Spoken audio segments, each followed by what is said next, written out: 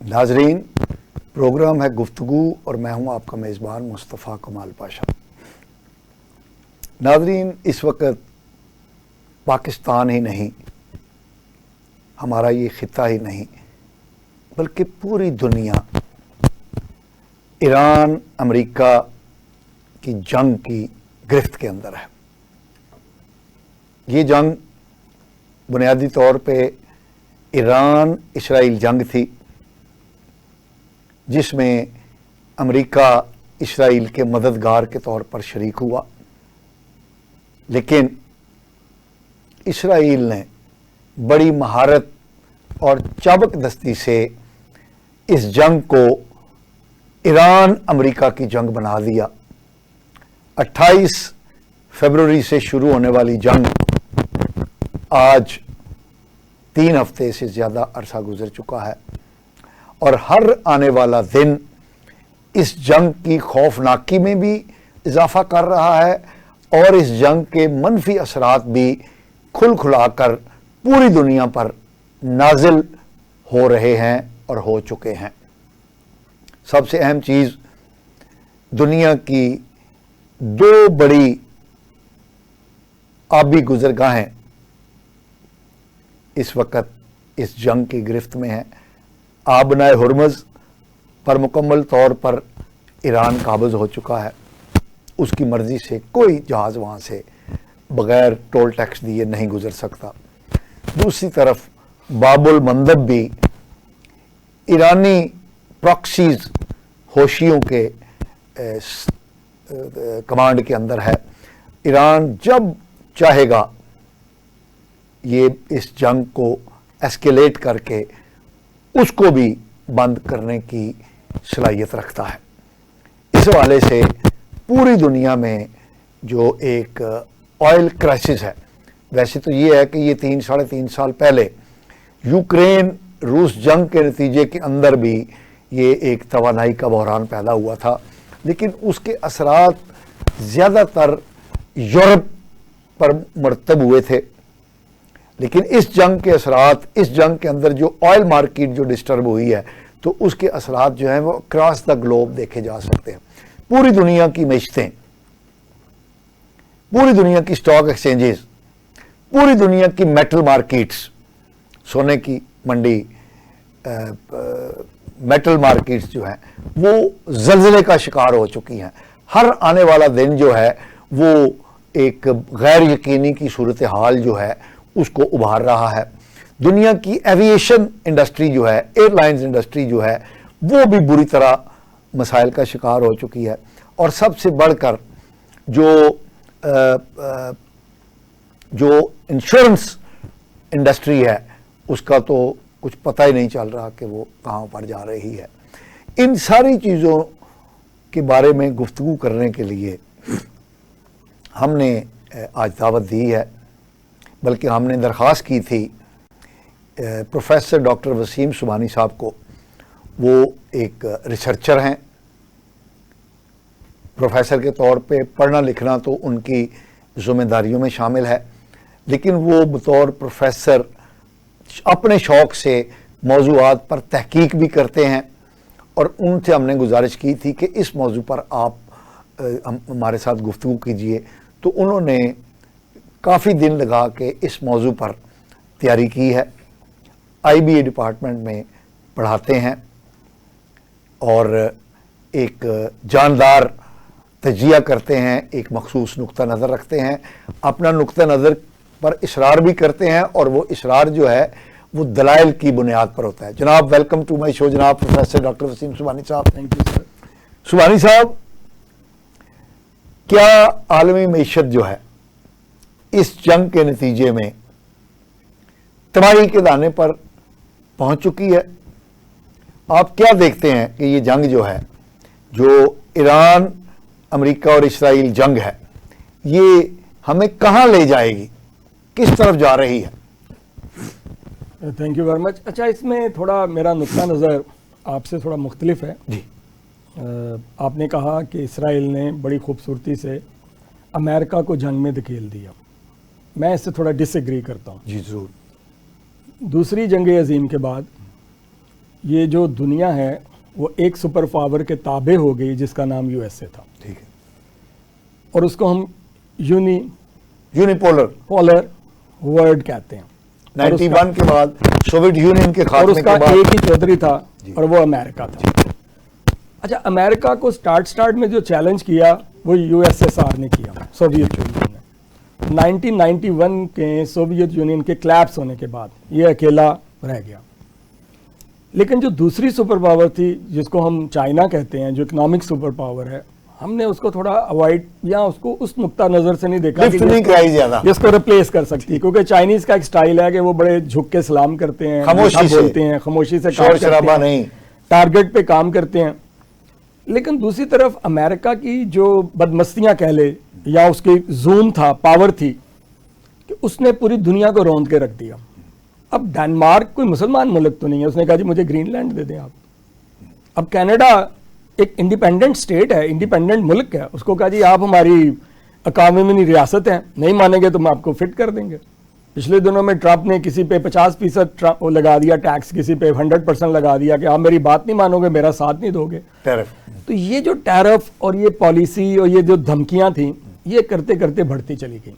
لیکن ایک بڑی حیرت انگیز بات ہے, ٹرمپ جو پہلی دفعہ آئے اور جو دوسری دفعہ آئے, دونوں دفعہ ان کا ایک نعرہ تھا کہ میں اس دنیا کو جنگ سے بچانا چاہتا ہوں. انہوں نے اپنے ووٹر سے اس امید پر ووٹر نے ان کو ووٹ دیا یا اس نعرے پہ ووٹ دیا کہ میں دنیا کو تیسری عالمی جنگ میں نہیں دھکیلوں گا, میں اس کو بچاؤں گا, مجھے نوبل پرائز ملنا چاہیے. لیکن دوسری طرف ان کا رویہ بڑا جارحانہ تھا, اور جارحانہ رویے کی میں ایک وجہ فلسفی بتا دیتا ہوں. جب ایک بہت بڑا پہلوان کو اندیشہ ہوتا ہے کہ میں گر سکتا ہوں, یونیپولر ورلڈ ہے نا, وہ پوری دنیا کا انداتا بنا ہوا تھا, اس کے پاس USA سنگل کرنسی تھی جو پوری دنیا میں ٹریڈ میں کام آ رہی تھی. اب وہ چیلنج ہو رہی تھی آہستہ آہستہ. جب اس کو یہ ادراک ہوا تو وہ اس کا رویہ جارحانہ ہو گیا. اب جو اس کے حریف تھے اسپیشلی چائنا یا رشیا, وہ کھل کے اس کے سامنے نہیں آئے, بلکہ رشیا کو اس نے ڈیٹین کرنے کے لیے یوکرائن وار میں کھلم کھلا نیٹو نے بھی اور امریکہ نے بھی یوکرائن کو سپورٹ کیا, بلینز آف ڈالر دیے, اسلحہ دیا, اور سارا وہ کہاں استعمال ہوا؟ روس کے خلاف. دوسری طرف رشیا نے, کیونکہ وہ قدرتی الائنس اس کا ایران کے ساتھ تھا, ایران سے اس نے ڈرون ٹیکنالوجی لی, جو شاہد ڈرون ہے آپ کو پتہ ہی ہے, اور اس میں یہ طے پایا کہ اس ڈرون کی ٹیکنالوجی کو جیسے ہم بہتر کریں گے وہ آپ کے ساتھ شیئر کریں گے, میزائل کو بہتر کریں گے آپ کے ساتھ شیئر کریں گے. کیونکہ رشیا اور ایران کے دکھ سانجے تھے, تو دونوں کو امریکہ دبا رہا تھا, رشیا کو بھی امریکہ دبا رہا تھا, اس کو بھی امریکہ دبا رہا تھا.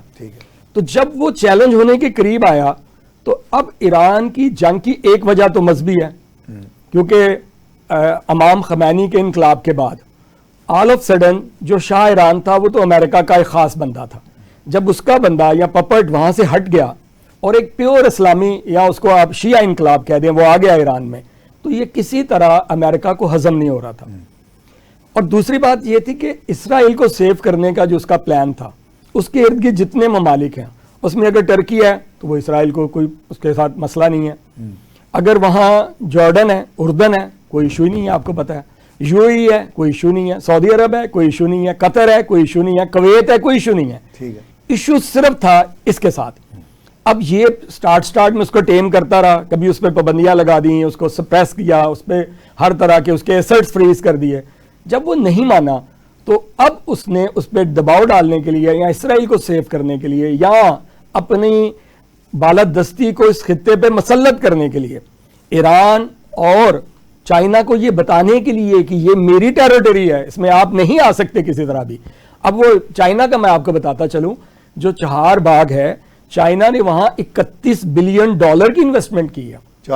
اچھا, انٹرسٹنگلی پہلے انڈیا نے انویسٹمنٹ کی, پھر اس نے چائنا نے ٹیک اوور کر لیا. اب آپ خود سوچئے, چائنا ٹیک اوور کر گیا, اس کے بدلے میں چائنا کو کیا ملا؟ چائنا کو ایران سے اپنی ضرورت کا 20 سے 25% جو کروڈ آئل ہے وہ عالمی جو ریٹ ہے اس سے کم پرائز پہ اس کو ملتا ہے.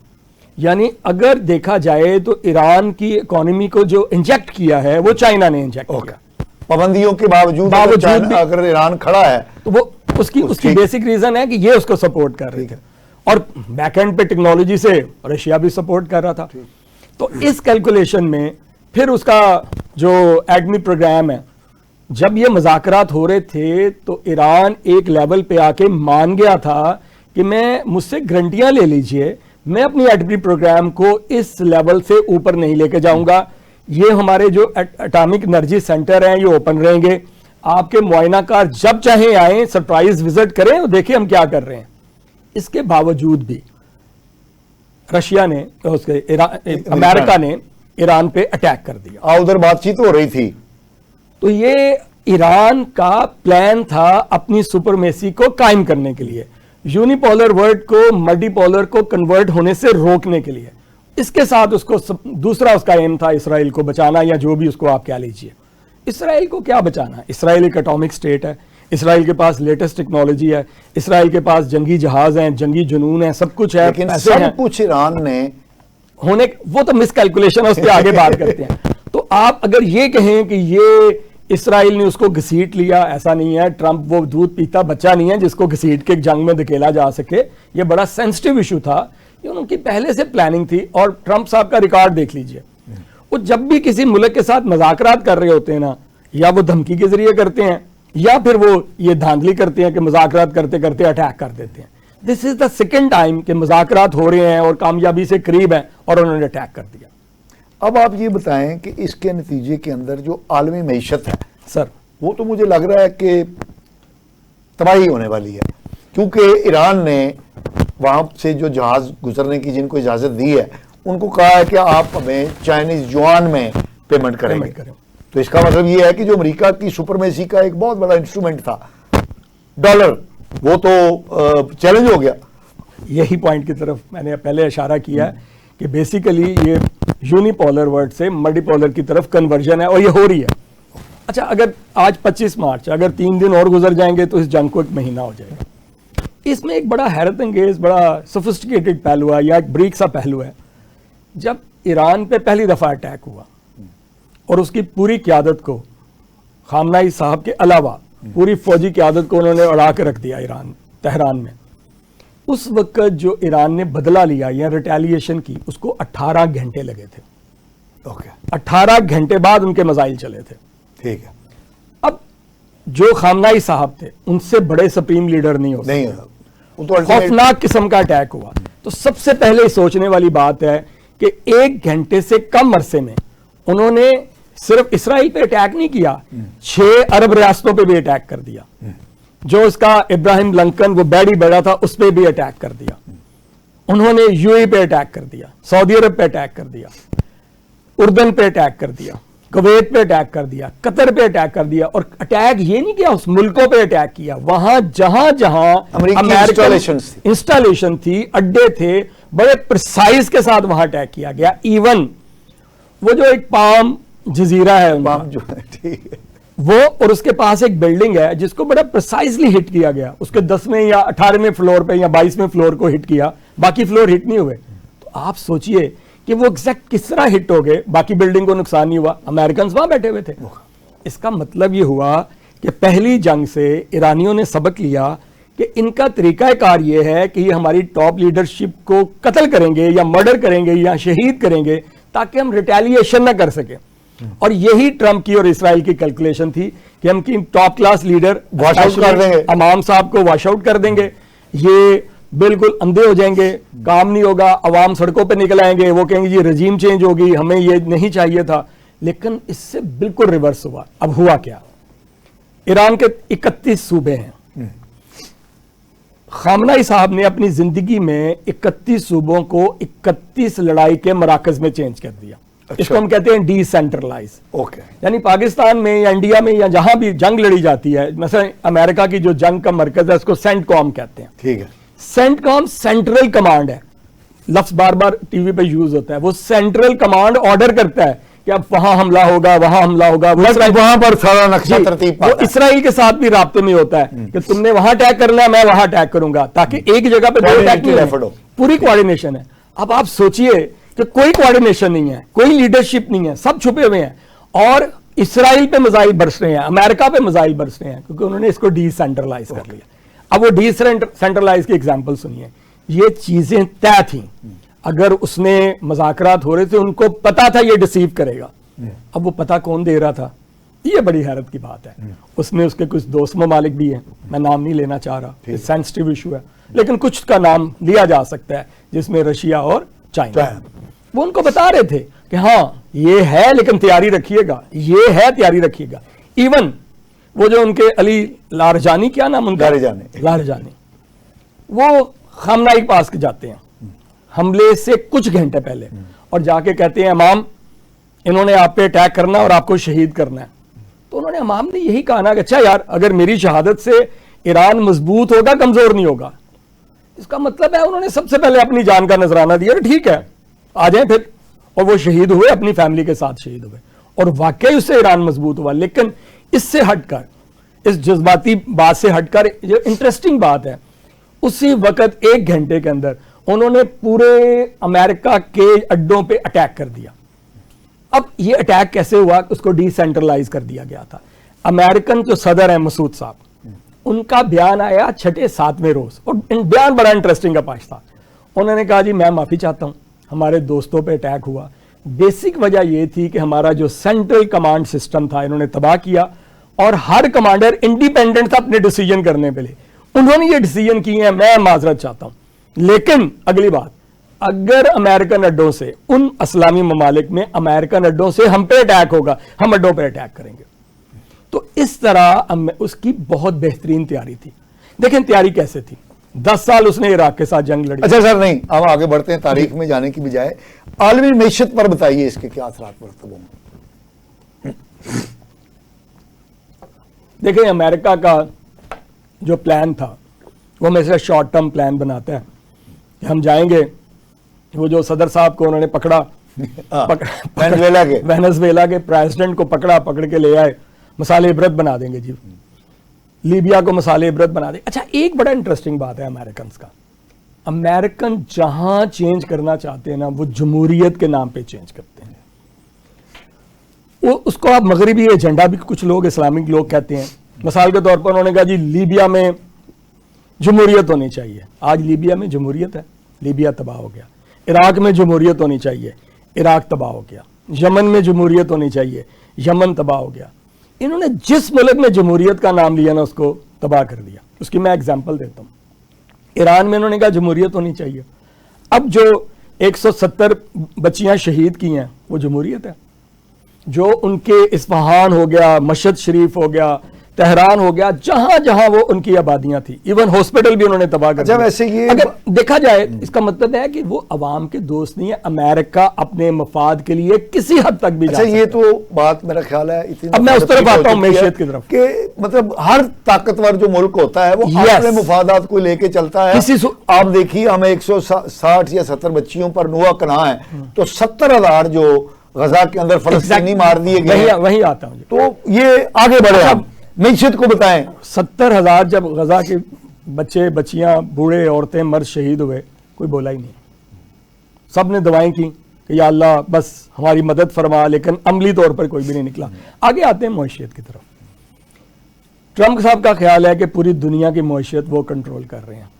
یہ ان کا جو خام خیال تھا یہ ذہن سے نکل چکا. پاشا صاحب ایک بات آج 25 مارچ 2026 کو کہیں ریکارڈ کر لیجئے میری بات. جس طرح 9/11 کے بعد جب ہم دنیا کو تقسیم کرتے ہیں بڑے بڑے ایرا میں یا واقعات میں, تو ہم کہتے ہیں جی رشیا ٹوٹنے سے پہلے, رشیا ٹوٹنے کے بعد, پہلی جنگ عظیم سے پہلے بات, دوسری جنگ عظیم سے پہلے بات. ایک اور مائل سٹون رکھ لیجئے, یہ امریکہ کا ایران پہ فل فلج اٹیک کرنے سے اور بعد دنیا چینج ہو جائے گی اکنامکلی. اب وہ اکنامکلی چینج کا پلان سن لیجئے. ایران کو میں ایک بات کہنے لگا ہوں, شاید یہ کٹ جائے یا بری بات ہے یا جو بھی آپ اس کو سمجھ لیجئے. بیسیکلی ایران بھی اس وقت پراکسی وار لڑ رہا ہے. کس کی؟ رشیا کی اور چائنا کی. یہ پراکسی وار ہے, اور اس لیے لڑ رہا ہے کہ ایران کو ضرورت ہے, کیونکہ ایران ہی اس میں ہے. امریکہ جنگ لڑ رہا ہے ایکسپینشن کی, اور عراق جنگ لڑ رہا ہے بقا کی, یعنی ہم نے جینا ہے یا مرنا, اس کی جنگ لڑ گیا. ایکسپینشن کی جنگ میں کہیں رکا جا سکتا ہے, لیکن بقا کی جنگ میں ہر طرح کی قربانی دی جا سکتی ہے. اس کے لیے یہ اتنے سالوں سے ایران پہ جو پابندیاں تھی وہ اندر ہی اندر امریکہ, اس کا رشیا اور چائنا کی سپورٹ تھی. اس نے یہ ساری کیلکولیشن خود نہیں کی ہیں سر. اب آپ سوچئے کہ ایک میزائل اڑتا ہے اور وہ ایگزیکٹ نشانے پہ لگتا ہے, ایک میزائل اڑتا ہے اسرائیل نشانے پہ لگتا ہے. ان کو یہ انفارمیشن کہاں سے ملی کہ فلاں جگہ امریکنز ہیں, فلاں بیس ہے, فلاں پرسائز ہوگا, فلاں جگہ پہ یہ جو میزائل ہے ان کو دھوکہ دے گا, ان کے جو ریڈار سسٹم ہے, اور ریڈار تباہ ہو جائیں گے, یہ بھی تباہ ہو جائے گا. اس سے پیچھے رشین ہے اور امریکہ. اس میں کوئی شک نہیں. ناظرین, ہم پروفیسر صاحب کی فکر انگیز ہوش ربا باتیں ہم سن رہے ہیں. یہ ہماری گفتگو جاری رہے گی. ہم ایک شارٹ بریک پر جا رہے ہیں, ہمارے ساتھ رہیے. ناظرین, ویلکم بیک. ہم بات کر رہے ہیں ایران امریکہ اسرائیل جنگ کی اور اس کے اثرات عالمی معیشت پر. تو آئیے ہم اپنی گفتگو کا سلسلہ وہیں سے شروع کرتے ہیں. جی پروفیسر صاحب. اچھا, سب سے پہلے یہ دیکھنا ہے کہ امریکہ کی سیلیبل پروڈکٹ کون کون سی ہیں. سب سے پہلے اس کی پروڈکٹ ہے ٹیکنالوجی. وہ جنگی اسلحہ ہو, وہ ایئر کرافٹ ہوں, وہ جنگی جہاز ہو, وہ بیڑی جہاز ہو, وہ آبدوز ہوں, وہ اسلحہ ہو, اس کو وہ پوری دنیا میں بیچتا ہے. یہ اس کی سب سے بڑی پروڈکٹ ہے. اس میں ایک ان کے فائٹر جیٹ تھے F-15 جو اس نے پوری دنیا اسرائیل کے علاوہ کسی کو نہیں بیچے. دوسرا وہ F-35 تھے جو ان کا دعویٰ تھا کہ یہ ایسی شاہکار ٹیکنالوجی ہے جس پہ اس نے $400 بلین خرچ, ٹوٹل پروگرام ہے $400 بلین کا, اور اس نے کہا تھا کہ یہ ٹیکنالوجی آنے والی نسلوں تک کوئی نہیں ہمیں بنا سکے گا, اتنے سال کو چیلنج نہیں کر سکے گا. اس کے بعد ان کا ایک بھیڑی بیڑا ہے, ابراہیم لنکن یا دوسرے بھیڑی بیڑا, جو چلتے پھرتے ایک چھوٹے چھوٹے ملک ہیں جس کے پاس ہزاروں فوجی اور جہاز, 2 ایٹمی ریئیکٹر اس پہ چلتے ہیں جو اس کو پاور سپلائی کرتے ہیں, اور ایک بار اس کی فیولنگ کرنے کے بعد 25 سال کے بعد ری فیولنگ ہوتی ہے. اور اس کے بعد وہ آئرن ڈوم ہے جو اس نے اسرائیل کو دیا ہوا ہے, باقی ملکوں کو دیا ہوا ہے کہ اگر کوئی میزائل چلائے گا تو یہ اس میزائل کو انٹرسپٹ کر کے گرا دے گا. یہ 4 چیزیں تھیں. بھائی صاحب ویری انٹرسٹنگلی, میں ٹھیک ہے ایران نے ریٹیلیشن کیا, ایران نے جہاد کیا, ایران نے لڑا, سب کچھ ٹھیک ہے. یہ افغانستان والے ذرا سوچئے گا, آپ سے بہتر کون جانتا ہے کہ افغانستان کو پھینٹی پڑ رہی تھی اور رشین ان کو مار رہے تھے, پٹائی ہو رہی تھی, بیچارے لڑ رہے تھے, پہاڑوں میں چھپے ہوئے تھے, چھوٹی بندوقوں سے لڑ رہے تھے. آل آف سڈن ان کے پاس ایک سٹنگر میزائل آ گیا اور پوری دنیا میں ان کا نقشہ چینج ہو گیا. آل آف سڈن ان کے پاس RPM یا جو بھی اس کو کہتے ہیں وہ آگے, وہ رکھ کے کندھے پہ رکھ کے چلاتے تھے, وہ ان کے جو ٹینک ہوتے تھے اس کو تباہ کر دیا. ایگزیکٹ یہی کچھ ہوا. سب سے پہلے ان کا جو 15 جہاز ہیں وہ 4 گرے, کوئی 4 کہتے ہیں کوئی 5 کہتے ہیں. تو انہوں نے کہا یہ فرینڈلی فائرنگ تھی, کوئی غلطی سے ہو گئے. دنیا نے اس کو کہا اچھا ٹھیک ہے مان لیا.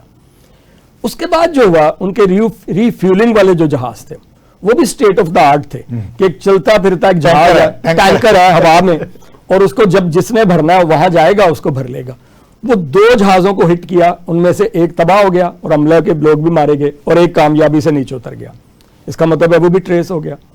تیسرا جو اس سے بھی خوفناک تھا جو F-35 تھا, اسٹیٹ آف دا آرٹ, جو پکڑا ہی نہیں جا رہا تھا, وہ بڑی سمپل ٹیکنالوجی سے ایرانی انہوں نے پکڑا. اور وہ ٹیکنالوجی کیا تھی کہ وہ ریڈار میں نہیں آ سکتا تھا, اس کا ڈیزائن ایسا تھا, اس کا پینٹ ایسا تھا, وہ ریڈار میں آتا ہی نہیں تھا کسی ملک میں, بمباری کرتا تھا چلا جاتا تھا.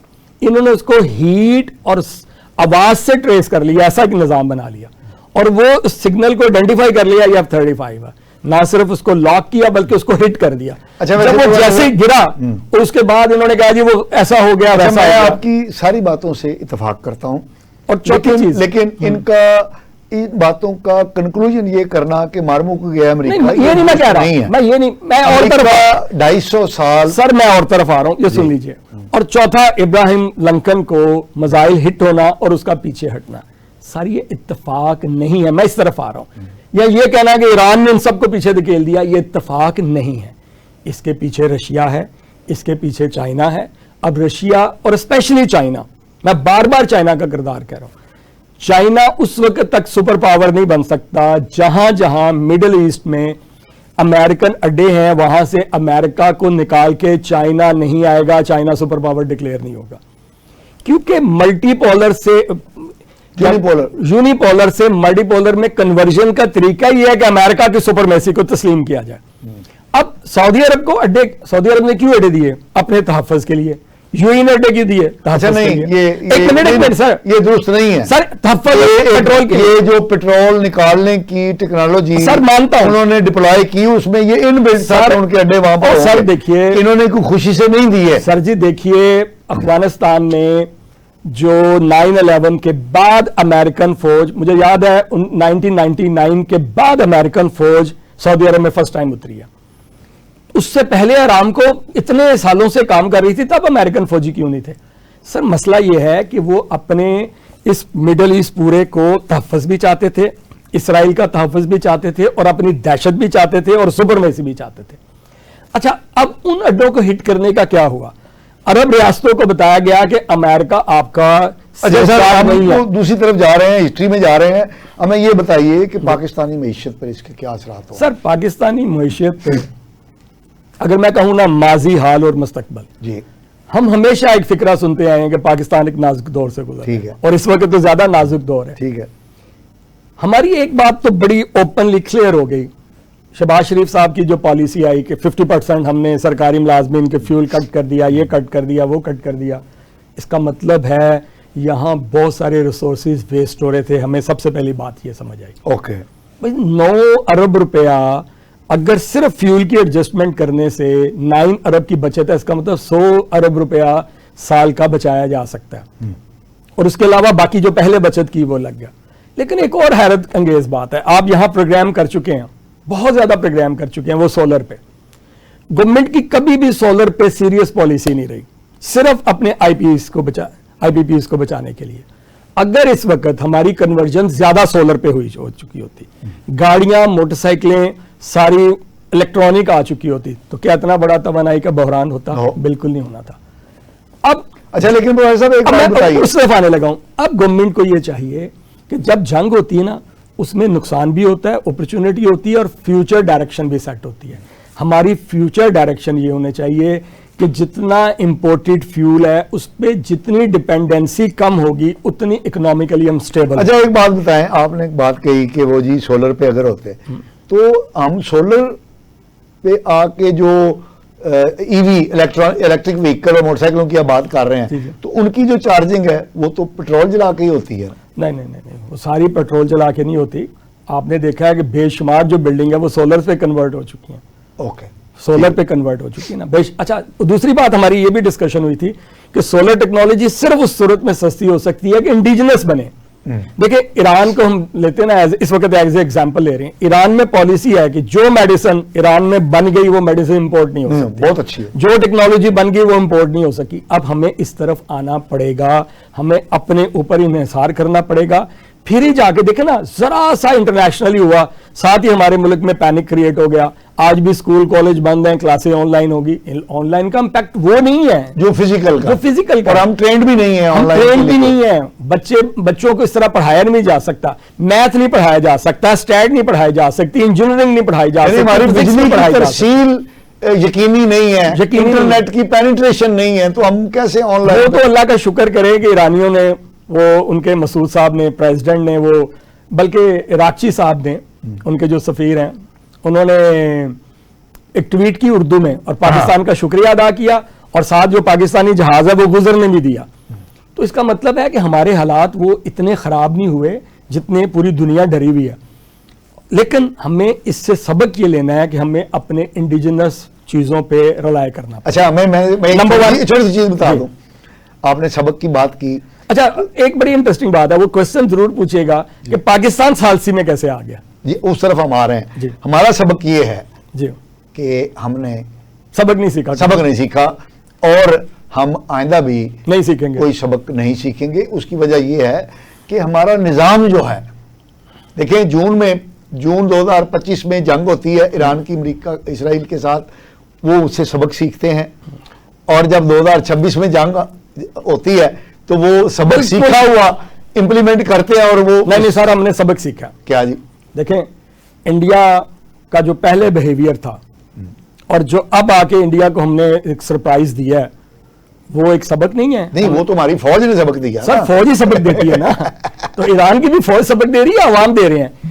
ایک چیز اس میں یہ ہے، اس میں انڈیا کا بڑا ڈرٹی کردار ہے. اچھا، انڈیا کا ایسے بات کیجیے گا، کہیں آپ بتا سکتے ہیں کہ صاف ستھرا کردار ہو؟ یعنی گوبر اور پیشاب، گائے کا گوبر چاٹنے والی اور پیشاب پینے والی قوم سے آپ توقع کرتے ہیں کہ وہ کوئی صاف کردار ادا کرے؟ دیکھیں، میں اس بات پہ بڑا حیرت ہے مجھے، ایرانیوں نے ہمیشہ انڈین کو لائک کیا.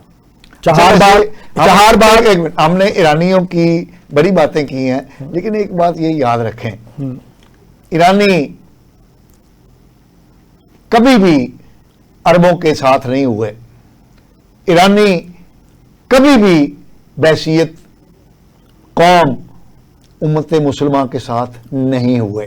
آپ دیکھ لیجئے کہ انقلاب کے بعد ایران جو ہے اس کا کسی ایک مسلمان ملک کے ساتھ اچھا تعلق قائم ہوا ہو؟ سر مجھے نہیں ہوا۔ اب ڈائریکشن چینج ہوگی، ڈائریکشن چینج ہوگی، نیا خون آئے گا، نیا بلڈ آئے گا، نئے لوگ آئیں گے، ڈائریکشن چینج ہوگی، ان کو دوست بنانے پڑیں گے، ان کے رویے چینج ہوئے ہیں۔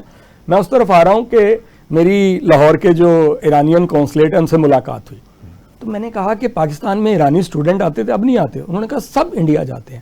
تو میں نے کہا کیوں؟ کہتا وہ ہمارے بڑے اچھے ہمیں اکوموڈیٹ کرتے ہیں، ہمیں یہ کرتے ہیں، وہ کرتے ہیں، ہم بہتر ٹیکنالوجی سیکھ رہے ہیں، یہ کر رہے ہیں، وہ کر رہے ہیں۔ تو میں نے کہا جب مشکل وقت آیا نا تو انڈیا نے کبھی آپ کو سپورٹ نہیں کرنا، سپورٹ پاکستان سے ہونا ہے، وہ شیعہ ہو سنی ہو، ہم ایران کے ساتھ کھڑے ہوئے ہیں۔ ایون ہمارے جتنے تجزیہ نگار ہیں انہوں نے سب نے ایران کو سپورٹ کیا، chief of the army staff کا یا پرائم منسٹر صاحب دیکھیے کا اب جنگ کو بند کرانے میں، ایران کی نمائندگی کرنے میں انڈیا نے کیا کیا؟ ایرانی مفادات کا تحفظ کرنے کے لیے پاکستان آگے آگے۔ سر انڈیا نے کیا کیا؟ مودی جو ہے اسرائیل چلا جاتا ہے اور جا کے تھپکی دیتا ہے، اس کی ریزن سن لیجئے۔ اچھا ویسے ایک بات ہے، جب جو آپ نے ایران کا کہا نا کہ وہ انڈیا کے ساتھ بڑا ہے، تو ویسے ہمارے عرب ملک بھی انڈیا کے ساتھ زیادہ محبت میں گرفتار رہے ہیں۔ اب ان کو سمجھ آ رہی ہے کہ یہ جو سر سعودی عرب کو تو سمجھ آ چکی ہے، لیکن کچھ ممالک ایسے ہیں جنہوں نے ابراہیم وہ کیا ہے اکارڈ، ابراہم اکارڈ کے مطابق سگنیچر کیے ہوئے ہیں، ملکوں کا نام لینا مناسب نہیں ہے، ان کا ذرا جھکاؤ اسرائیل کے ساتھ زیادہ ہے اور اس کی وجہ سے ان کے ملک میں بھی یہ سارا مسئلہ بھی بنا ہوا ہے۔ یہ جو ہمارا ہمسایہ ملک ہے، جب انہوں نے پاکستان پہ اٹیک کرنا تھا، وہ بڑی انٹرسٹنگ بات ہے۔ انڈیا کی بات کر رہا جی، تو اسرائیل کے جو بہت سارے لوگ جو ان کے پاس ڈرون تھے، اسرائیلین ڈرون، اس کے اڑانے کے لیے یہاں موجود تھے، اور آپ کو یاد ہوگا لاہور کے مختلف علاقوں میں ڈرون گرے تھے، اور ہم شاید کسی ٹی وی پروگرام میں تھے تو ایک بندہ کہہ رہا تھا اس کو میزائل کیوں نہیں مار رہے، اس کو ہٹ کیوں نہیں کر رہے۔ سر اس وقت بھی بات ہوئی تھی کہ جب ہم ہٹ کریں گے، اس کو انٹرسیپٹ کریں گے نا، تو پہلی بات پتہ چلے گی انٹرسیپٹ میں ٹیکنالوجی کون سی یوز ہوئی، ہماری انسٹالیشن کہاں کہاں ہے، کیا ہے۔ وہ ڈرون سارا ڈیٹا اس ملکوں میں واپس بھیجیں گے۔ پاکستان نے بڑی سمارٹلی ان کو ہٹ نہیں کیا، ان کو ڈیفیوز کیا۔ ڈیفیوز کرنا سن لیجئے، ان جو ڈرونز ہوتے ہیں ان کے سسٹم پہ پہنچ کے جیسے پتنگ نہیں اتار لی جاتی، اس کو پیچھے سے ڈسکنیکٹ کر کے اس کو گرا دیا گیا، لیم ڈک بن جاتی ہے نا۔ ہاں جی، تو انہوں نے میزائل انٹرسیپٹ نہیں کیے، نتیجہ یہ نکلا کہ وہ پتہ نہیں کرا سکے کہ ہمارے ہاں سسٹم کیا ہے۔ اب اسرائیل میں کیا ہوا، جو ان کا وہ ایئرپورٹ انہوں نے تباہ کیا ہے، انہوں نے پہلے وہاں ڈرون بھیجے، وہاں سے ان کو پتا چل گیا کہ یہ ان کے لگے ہوئے ہیں، وہاں ڈوم لگا ہوا تھا۔ اس کے بعد انہوں نے اپنے ہی میزائل کو پرسائز کیا۔ اب وہ میزائل پہلے اگر 1000 فرض کرو 500 کی سپیڈ سے جا رہے ہیں تو ایک دم 300 ہو جاتے تھے اور پھر 1000 پہ چلے جاتے تھے، ڈائریکشن چینج کر لیتے، اس میں اے آئی لگ گیا۔ نتیجہ یہ ہوا کہ انہوں نے ڈوم کو بھی تباہ کر دیا، ایئرپورٹ بھی تباہ کر دیا، ان کے وہاں جو بوئنگ کھڑے تھے وہ بھی تباہ ہو گئے، KLM کے بھی تباہ ہو گئے، امریکہ یونائٹڈ ایئر لائن کے جہاز تھے وہ بھی تباہ ہو گئے، بہت بڑی تباہ۔ کیونکہ وقت تھوڑا ہے، پاکستان کی معیشت پر آنے والے دنوں میں اس کے کیا اثرات آپ دیکھ رہے ہیں؟ سر پاکستان کی معیشت میں پھر یہی کہوں گا، جب تک ہم سبق نہیں، جو اثرات ہونے ہیں وہ بتائیں، کیا کرنا چاہیے کیا نہیں، یہ ایک بات کی بات ہے نا، اصل میں کیا ہونے جا رہا ہے؟ سر دیکھیں، ٹو بی آنیسٹ، ہمیں پیٹرول کی پرائس سے ایشو تو ہے، سپلائی سے کوئی ایشو نہیں ہے اس وقت۔ سعودی عرب سے بھی ہمیں پیٹرول دوسرے وائے سے آ رہا ہے، ادھر سے بھی پیٹرول ہمیں گزر کے آ رہا ہے، ہمیں پیٹرول کی سپلائی سے کوئی ایشو نہیں ہے، ہمیں صرف انٹرنیشنل پرائزز کے ساتھ ایشو ہے، نمبر 1۔ دوسرا جو ایشو میں نے سیریس دیکھا نا، وہ LNG پہ ہے۔ وہ جو قطر کی پرابلمز آئیں نا، قطر LPG ہمیں سپلائی نہیں کر پا رہا، یہ تھوڑا ایشو آیا جس کی وجہ سے ہم نے دیکھا کہ ایشو آ سکتا ہے۔ اب کیا پاکستان میں گیس نہیں ہے؟ پاکستان میں گیس اویلیبل ہے، وہاں سے ہم نکال نہیں رہے۔ پاکستان میں پیٹرول ہے، یس اویلیبل ہے، ہم 25% ضرورتیں وہاں پوری کر رہے ہیں۔ تو سر جب تک ہم فارن چیزوں پہ انحصار کرتے رہیں گے، ہمارے ملک میں ایسے ہی مہنگائی رہے گی۔ اچھا سر، نہیں آپ پھر ادھر چلے گئے، آپ یہ بتائیے کہ یہ جو حکومت نے اقدامات اٹھائے ہیں ان پر آپ کی رائے کیا ہے؟ سر دیکھیں آپ جو چاہ رہے ہیں نا کہ میں کہوں حکومت نے بہت غلط کیا، ایسا بالکل نہیں ہے. مجھے ایک گورنمنٹ کی بڑی اچھی پالیسی لگی. دیکھیں ہمارے سارے اسلامی ممالک ہمارے دوست ہیں، اچھے لگتے ہیں، ہمارے دوست ہیں، یہ بات نہیں میں کہہ رہا. ایران ہمارا ہمسایہ چینج نہیں ہو سکتا، وہ ہمارے دوست ہیں، دوست چینج نہیں ہو سکتے. ہمارا یہ رویہ ہو ہی نہیں سکتا تھا کہ ہم بالکل اسٹیٹ ایران کے ساتھ کھڑے ہو جائیں یا یو اے کے ساتھ کھڑے ہو جائیں یا سعودی عرب کے ساتھ کھڑے ہو کے ہم کہیں جی ہم اپنی فوج بھیجیں گے. یہ بالکل رویہ نہیں ہونا چاہیے. نہیں ہوا. لیکن اگر جنگ ایسکیلیٹ کرتی ہے، ایران حملہ کرتا ہے سعودی عرب بھی نہیں ہوگا تو ایران حملہ کرے گا ہی نہیں سعودی عرب پہ. سر دیکھیں وہ اتنے، میں آپ کو پھر کہہ رہا ہوں کہ یہ جو وار ہے یہ اندھا دھند نہیں ہو رہی، بڑی پرسائز ہو رہی ہے، بڑی سوچ سمجھ کے ہے. پراکسی وار ہے. اس کے پیچھے جو ہے ان کا ہدف یہ نہیں ہے کہ پورے ملکوں کو ملیا بیٹ کرنا ہے. ان کا ہدف ہے کہ یہاں سے امریکہ کو پسپائی پہ مجبور کرنا ہے، امریکہ کو اتنا گندا کرنا ہے کہ پوری دنیا کو سمجھانا ہے کہ یہ آپ کی سیف گارڈ نہیں ہے. اب ہم بھی ہیں، ہمیں بھی دیکھا جائے اور ہماری ٹیکنالوجی بھی اس کو لی جائے. اچھا اب آپ کی طرف آتے ہیں پروگرام کے آخری سیگمنٹ میں. ہمیں کیا اقدامات مستقبل میں لینے چاہیے جس سے ہم اپنی معیشت کو مستحکم کر سکیں ریگارڈنگ ایز اے ہول؟ یعنی ہم تو ہر وقت ہی مشکل میں ہی رہے ہیں نا، نازک صورتحال کا شکار رہے ہیں، اور بالخصوص معاشی حوالے سے. سر ایک پوائنٹ آپ بہت اوائڈ کر گئے ہیں. جی دیکھیں دنیا میں اتنے زیادہ ممالک ہیں. ٹرمپ صاحب کی ڈے ون سے خواہش تھی کہ چائنا اس میں رول ادا کرے. ہرمز کو کھولنے کے لیے ٹرمپ صاحب نے 20 دفعہ کہا کہ چین کو کردار ادا کرنا چاہیے. چین بالکل نہیں بولا، اور الٹیمیٹلی وائی پاکستان. بس یہ سوال ہے سر، اس کے پیچھے فلسفی یہ ہے. دیکھیں پاکستان پھر اہمیت اختیار کر گیا نا. اہمیت اس لیے اہمیت اختیار کر گیا کہ پاکستان چائنا کا بہت زیادہ ہماری دوستی ہے ان سے. ہماری امریکن سے بھی بہت اچھی دوستی ہے، خاص طور پر فیلڈ مارشل صاحب موجودہ گورنمنٹ کی بہت اچھی دوستی ہے. تو انہوں نے یہ سوچا ہے کہ چائنا سے اگر ہم نے کوئی نیگوشیٹ انڈائریکٹ کرنے ہیں، ایران کو سمجھانے کے لیے چائنا کے ذریعے پریشر ڈالنا ہے یا رشیا کے ذریعے پریشر ڈالنا ہے، پاکستان سے سوٹیبل کوئی ہو نہیں سکتا. باقی ممالک تو جنگ کی لپیٹ میں ہیں، وہ خود فریق ہیں، تو وہ اس طرح نہیں سوچ سکتے. پاکستان کا یہ کردار ہے. اگر پاکستان یہ اچھا کردار ادا کر لیتا ہے تو پاکستان کے اکنامک حالات بھی آپ دیکھیے گا آنے والے دنوں میں بہت بہتر ہو جائیں گے. اور ایک کام اور ہوگا، آپ کو پتا ہے کہ جتنی یو اے میں پراپرٹیاں ہیں، باقی پراپرٹیاں ایک دم آپ کو پتا ہے پراپرٹیاں نیچے جانا شروع ہو گئی ہیں. جتنے امریکن بینک تھے، ایرانیوں نے کہا کہ ہم سارے امریکن بینک اڑا دیں گے، بم لگا اس کو میزائل مار کے. انہوں نے بینک بند کر دیے. اس کے بعد انہوں نے ایک لمٹ لگا دی، اس سے زیادہ پیسے نکلوا نہیں سکتے. اب وہ جب لمٹ لگی ہے نا، اس سے بعد یہ جو ایک سیف ہیون کا کانسیپٹ تھا وہ ختم ہو گیا. وہ ایک پوری دنیا کی جو ایک کانسیپٹ تھا نا، وہ سیف ہیون ہے، وہاں پیسہ لے جائیں، یہ لے جائیں، ٹیکس نہیں ہے، یہ نہیں ہے، وہ ختم ہو گیا. اس سے بعد یہ ہوگا وہاں سے پیسہ پاکستان دوبارہ بھی آئے گا. اچھا، اور جب پاکستان میں دوبارہ پیسے آئے گا، اب دیکھنا ہے کہ ہم اس کو کتنے اچھی طریقے سے یوٹیلائز کرتے ہیں. پاکستان میں اس پیسے کو دیکھیں، ایک چیز آپ کو بہت اچھی طرح سمجھ آ گئی، وہ ہے ٹیکنالوجی. دوسری ٹیکنالوجی اور تیسری ٹیکنالوجی. جب تک ہم ٹیکنالوجی میں ایکسکلریٹ نہیں کریں گے، ٹیکنالوجی اپنی نہیں ہوگی، وہ ایئر سپیس ٹیکنالوجی ہو، وہ ایئر کرافٹ ٹیکنالوجی ہو، میزائل ٹیکنالوجی ہماری اپنی ہے، وہ جو ٹیکنالوجی ہیں، وہ آئی ٹی ہے. اس ٹیکنالوجی میں ہم ان نوجوانوں کو آگے لے کے آنا ہے. ان کو ہمیں انڈیا سے ٹیکنالوجی کے جو اس کا $350 ارب کی جو آئی ٹی ایکسپورٹ ہے، ہم نے اپنی $3 ارب $4 ارب آئی ٹی ایکسپورٹ کو کم از کم $100 ارب پہ لے جانا ہے. ویسے معاف کیجئے گا سبحانی صاحب، برا نہ منائیے گا سر، یونیورسٹیاں بنیادی کردار ادا کرتی ہیں ان کاموں میں جو آپ کہہ رہے ہیں. بالکل ایسے. اور آپ جس یونیورسٹی کے استاد ہیں سر، وہ ظاہر ہے پاکستان کی ایک مایہ ناز اور قدیم یونیورسٹی ہے، اور اس کی جو حالت ہے وہ مجھے بیان کرنے کی ضرورت نہیں ہے.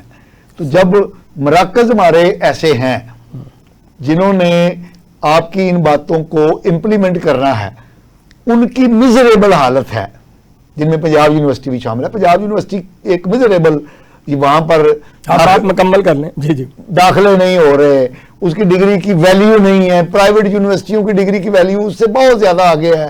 کوئی فارن اسٹوڈنٹ وہاں پر نہیں آ رہا، وہ آپ نے خود بھی بتا دیا. تو مطلب ایسے حالات میں آپ کیا توقع کرتے ہیں کہ ہم ٹیکنالوجی ہب کیسے بنیں گے؟ دولت آئے گی تو آئی ٹی میں انفارمیشن ٹیکنالوجی میں اے آئی میں ہم کیسے آگے بڑھیں گے؟ سر دیکھیں آپ کی یہ مس پرسیپشن ہے. آج بھی سرکاری یونیورسٹیاں دی بیسٹ یونیورسٹیز ہیں. Punjab university I T university نہیں ہے. پنجاب یونیورسٹی میں جو P U C I T ہے, اگر پہلے وہاں 300 سیٹیں تھی تو آپ کو 700 سیٹیں ہو گئی ہیں, اور لوگ منتیں کرتے ہیں ایڈمیشن کے لیے.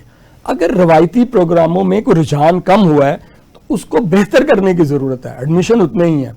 باقی جو پولیٹیکلی سینیریو ہوتا ہے نا ہر یونیورسٹیز میں, جس طرف آپ اشارہ کرتے ہیں وہ چلتے رہتے ہیں, اس کی بنیاد پہ آپ اس کو رینکنگ میں پلس مائنس نہیں کر سکتے.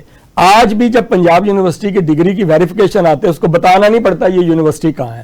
تو پنجاب یونیورسٹی آج بھی ایک بہت بڑا نام نہیں, وہ تو کیونکہ پرانی ہے تو اس لیے پتا ہے نا. سکہ بند بات بتا رہا ہوں. دوسری انفارمیشن سن لیجئے. ابھی اسی مہینے میں, مارچ کے مہینے میں, ہر سال کے سال امریکہ جو ہے وہ ڈاکٹر لیتا ہے پوری دنیا سے, 4,500 ڈاکٹر لیتا ہے پوری دنیا سے. 7,000 کے نہیں, 7,000 ڈاکٹر لیتا ہے, 4,000 باقی ایم بی بی ایس جی نان امریکن ہیں جو یو ایس اسمبلی کر کے جاتے ہیں. آپ حیران ہو جائیں گے, کنگ ایڈورڈ میں 300 بچے تھے, 150 کو امریکہ میں جاب مل گئی ہے, یہیں سے پڑھے ہوئے ہیں. تو آپ کیسے کہہ سکتے ہیں کہ یہاں سے ہم مایوس ہو گئے جناب؟ سر وہ یو ای ٹی ہو جائے, وہ کوئی بھی ٹیکنالوجی یونیورسٹی ہو جائے, بیسیکلی دیکھا جا رہا ہوتا ہے کہ جس نے ایم اے انگلش کیا, ایم اے اردو کیا, ایم اے پنجابی کیا, اس کی دنیا میں انٹرنیشنل مارکیٹ نہیں ہے. لیکن آج بھی جو ایم بی بی ایس ہے, آج بھی جو آئی ٹی ہے, آج بھی جو انجینئرنگ ہے, اس کا بہت اچھا معیار ہے. بہت کم پیسوں میں بہت اعلیٰ تعلیم دے رہے ہیں. اگر پاشا صاحب آپ اس کو بہتر کرنا چاہتے ہیں تو وہ ایک ہی ہے کہ ہم اپنا جی ڈی پی کا 0.9% ایجوکیشن پہ خرچ کرتے ہیں.